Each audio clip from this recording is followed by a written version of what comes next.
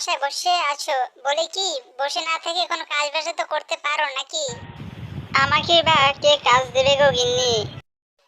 বলে কি কোনো কাজ বাজ যখন নেই তখন আমরা তো কোনো চাষবাসও তো করতে পারি নাকি?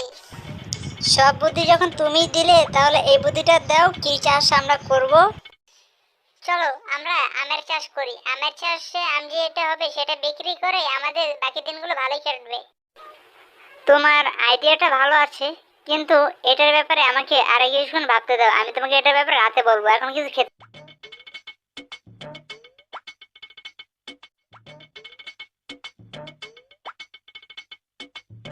তাহলে তুমি ওটার কথা কি ভাবলে? আমি রাজি। আমি কাল সকালেই আম গাছ আনার জন্য বাজারে চলে যাব। যাই বাজার থেকে সোনাটুকরা বউয়ের কথা মতো কয়েকটা আম গাছ চারা কিনে আনি, এনে এখানে লাগাই।